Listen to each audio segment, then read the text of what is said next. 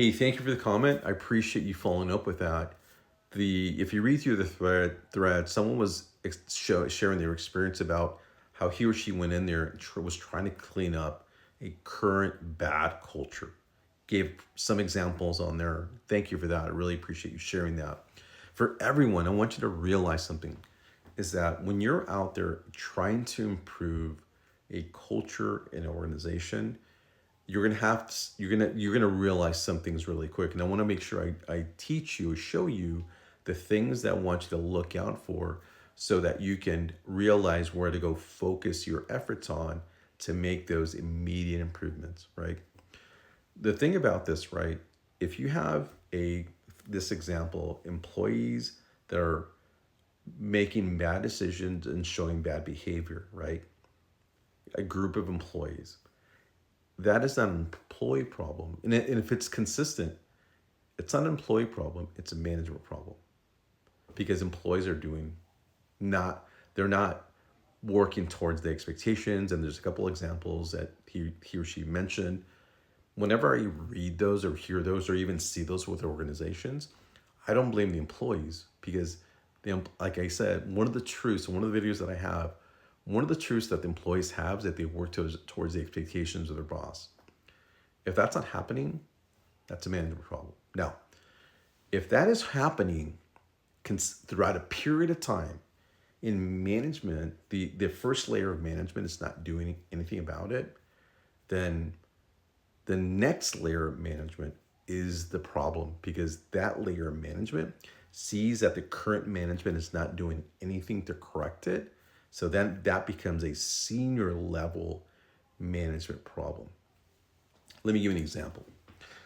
I was working at Joseph B. Banks, and I was working with a client, and the frontline supervisor was having issues with managing work. And it's very, very simple work in how you track activities and the work that they were doing.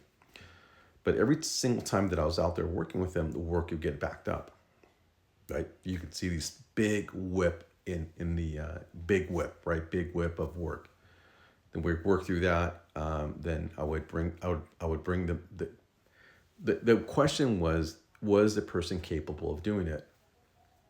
We had some recommendations, and every single time this would happen, I'd have to pull the senior manager, say, hey, come and take a look and see the issues that are happening. I'd have to literally go to her office, knock on the door and say, hey, take a walk with me. I want to show you something.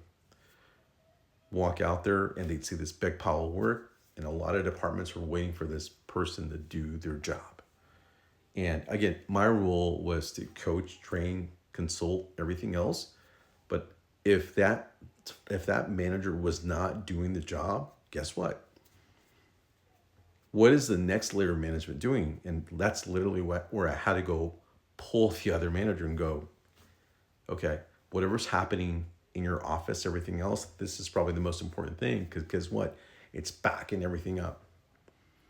So at some point, that manager was getting sick and tired of me going in there, knocking on her door and going, this is an issue.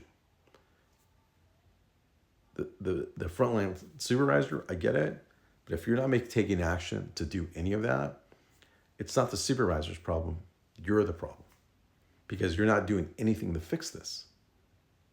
So in that same scenario, I want you to realize that when you begin making those changes, you've got to realize that if layers of management are not taking action to correct the next layer of management, then at some point, that is the problem. So just keep that in mind if you're a manager or a leader that's out there trying to fix an organization, you have to make sure that you trace the root cause to the appropriate level of management that is not taking ownership and accountability, and address it correctly. So if you have any questions about what I just said, you know where to go. DM me, follow, and share this video.